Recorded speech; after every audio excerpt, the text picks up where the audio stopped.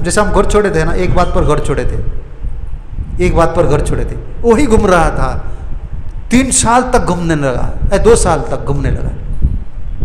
एक बात इस ध्रुव महाराज को डांट दिए ना, वही बात, तुम इधर नहीं बैठ सकते हो। ध्रुव महाराज बोले मैं इधर बैठूंगा, और पिताजी की गोद पर नहीं बैठूंगा, भगवान की गोद पर बैठूंगा।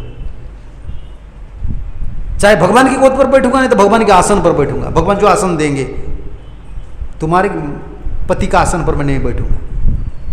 कभी कभी ठाकुर जी एक एक बात को ना दिमाग में दे देते हैं, इसलिए हम घर छोड़ देते हैं। वही घूम फिरा कर वही बात याद आता है, वही बात याद आता है। ये भगवान की दान होता है। एक एक बात पर हम लोग घर छोड़े, ऐसे कोई हमको प्रीचिंग नहीं किया। जैसे आपको प्रीचिंग करते हैं लोग, आ जाओ प्रसाद, तो हमको कोई प्रसाद नहीं दिए। हमारा प्रसाद यही था, दिमाग में दिन रात घूम रहा था, ये संसार क्या है, ऐसे क्यों वो बोले। ध्रुव महाराज की मस्तक बुद्धि पर ऐसे ही आ गया बस। ओहो मान क्षत्रियाणम, ओहो तेज क्षत्रियाणम, मान भंगम मृषताम। छोटा बच्चा है, उसका मान अपमान क्या है? छोटा बच्चे का मान अपमान कुछ नहीं होता है। लेकिन ध्रुव महाराज को इतना गहराई से चोट हुआ था, मेरा अपमान हो गया। 5 साल का अपमान क्या है?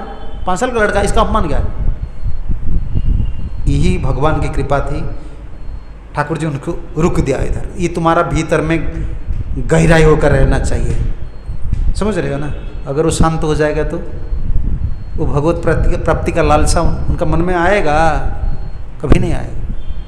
लेकिन माँ जी ने इतना बड़ा उपकार किए, सुनीति ने एक बात बोले, तुम द्वेष मत करो, आश्चर्य मत रखो, तुम भगवत प्राप्ति करने के लिए जाओ। लेकिन तुम इतना सुंदर पथ पर जा रहे हो, सुरुचि, उत्तानपाद, तुम्हारा पिताजी और उत्तम का ऊपर तुम कभी आश्चर्य भावना मत रखो। माँ जी का इतना बड़ा दान था, और सबसे बड़ा दान यही था उनका सहारा। बोला कि मेरा सहारा मत करो, मेरा पर भरोसा मत रखो। ये 2 काम फाउंडेशन डाल दिए, और नारद मुनि आ गए। नारद मुनि खुश हो गए। उनका जो स्पिरिट है, ठाकुर जी ने उनका भीतर दे दिया था। तो नारद मुनि आ गए उनका सामने। ये काल हम सुनेंगे, बहुत सा अच्छा प्रसंग है। श्री नारद वाच नाधुना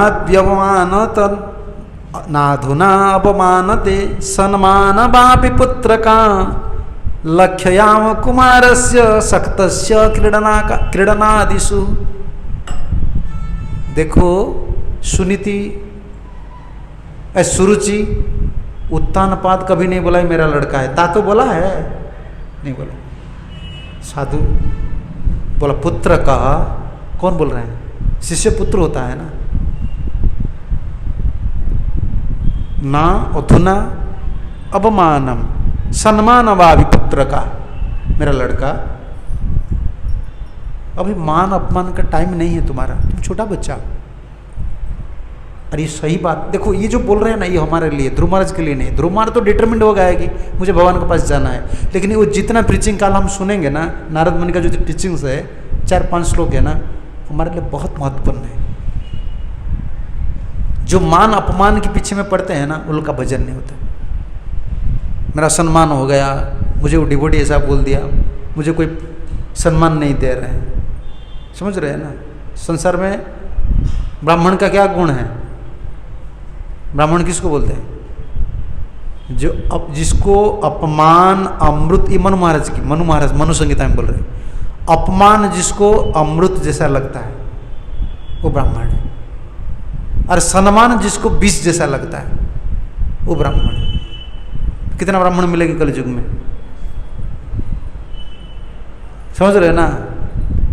ब्राह्मण का गुण हम लोग का नहीं है। अपमान कैसा लगेगा? अमृत। और सम्मान कैसा लगेगा? ज्वलन, विष का ज्वलन। मुझे क्यों सम्मान कर रहे हैं? भगवान को सम्मान करना चाहिए। मैं तो गंदा आदमी हूँ, मातृगर्भ से मेरा पैदा हुआ है, मलमूत्र शरीर धारण किया हूँ, मेरा सम्मान मत करो। ये ब्राह्मण है। मान अपमान के पीछे जो पड़ते हैं ना, उनका भजन नहीं होता है। इसलिए हमारा एक शिक्षा है, बच्चे लोग हमारा शिक्षा गुरु है। बच्चे लोग ये छोटा बच्चा बैठे हैं ना, उनको मैं बुला लूँगा, लड़का इधर आ जाओ, वो चले आएगा। उनको बोल दो तुम अच्छा लड़का हो, वो हंसी उड़ाएंगे, फिर बोलेंगे तुम बदमाश हो, रो लेंगे। फिर एक चॉकलेट दे दो, एक मिठाई दे दो, फिर चले आएंगे तुम्हारे पास। धीरे धीरे आएंगे, ऐसा आएगा, बाबा जी सही बोल रहा है, धीरे धीरे आएगा और हाथ में पकड़ लेगा मिठाई, तो मुस्कान क्या बोले, हंस देगा, फिर चला जाएगा। नेचुरल मान अपमान नहीं है बच्चे लोग का, हम लोग का है। इस सम्मान मान भजन में सबसे बड़ा बाधक होता है। असम्मान हो गया, सम्मान मुझे नहीं मिलता है, और ये सम्मान विष जैसा है, पता होगा ना। जहाँ सम्मान मिलता है ना, तुम्हारा भजन नहीं होता है, तुम क्या सोचेंगे, मन कहाँ रहता है, कृष्ण का चरण में नहीं रहता है। समझ रहे हो ना। जैसे मैं सन्यासी हूँ, मैं महाराज हूँ, आप मुझे बहुत सम्मान दे रहे हैं, मैं भुवनेश्वर में रहूँगा ना, उड़ीसा में रहूँगा, मैं सोचूंगा मुझे भोपाल जाना है, प्रभु जी मुझे इतना प्रेम करते हैं, सम्मान देते हैं। जहाँ सम्मान मिलता है उधर ही भजन नहीं होता है, मन उधर ही चला जाता है। इसलिए कोई प्रणाम हो, कोई सम्मान हो, जो हमको मिलता है ना, हम किसको देना चाहिए, गुरु को, भगवान को। ये आपका है, ये मेरे पास नहीं रहना चाहिए। मेरा जीवन बर्बाद हो जाएगा, बर्बाद हो जाएगा, प्रतिष्ठा आ जाएगा, बर्बाद हो जाएगा मेरा जीवन। मैं बड़ा आदमी हूँ, मैं बड़ा सन्यासी हूँ, मैं बड़ा प्रवचक हूँ, मुझे इतना सम्मान मिल रहा है, मर जाऊंगा। एक प्रणाम, जीव का एक प्रणाम भी हम लोग को नहीं लेना चाहिए। समझ रहे हो ना। जब कोई प्रणाम हमको कर रहे हैं ना, हम उनका चरण कमल में प्रणाम करना चाहिए, भगवान को बोलना चाहिए। हमको नहीं प्रणाम कर रहे हैं, हमारे भीतर भगवान है, उनको ही प्रणाम कर रहे हैं। समझ रहे हो ना। कोई प्रधानमंत्री का, नरेंद्र मोदी, उनका चरण कमल कोई गिरे हैं, तुम्हारा चरण कमल गिर रहे हैं लोग, तुमको उनको क्या देंगे बताओ।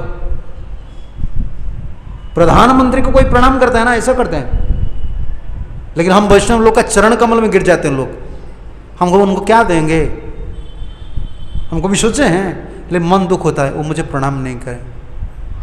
ये नया डिवोटी है, हरे कृष्ण मुझे नहीं बोले, प्रणाम भी नहीं कर रहे हैं, मन दुख होता है, क्योंकि सब लोग प्रणाम कर रहे हैं ना, सम्मान का आशा बढ़ते है, ये भजन नहीं होता है। इसलिए नारद मुनि को बोल दिए। नारद मुनि दूसरा तरीका से बोल रहे, ध्रुव जी को समझा रहे हैं, तुम घर में वापस चलो, मान सम्मान क्या है, लेकिन ये हम लोग के लिए सीखा है। बेटा मान अपमान की भावना कभी नहीं रखना चाहिए, ये बड़े लोग रखते हैं। तुम कुमारस्य शक्तस्य क्रीडना आदिषु, छोटे बच्चा का मान अपमान क्या है, उनका हाथ से खिलौना ले जाना अपमान है ना। छोटा बच्चा अपमान कब सोचता है, वो जो खिलौना में खिलता है ना, उसका हाथ से छिल अब ले जाइए, वो सोचता है मेरा अपमान हो गया, और उसको खिलौना देना सम्मान।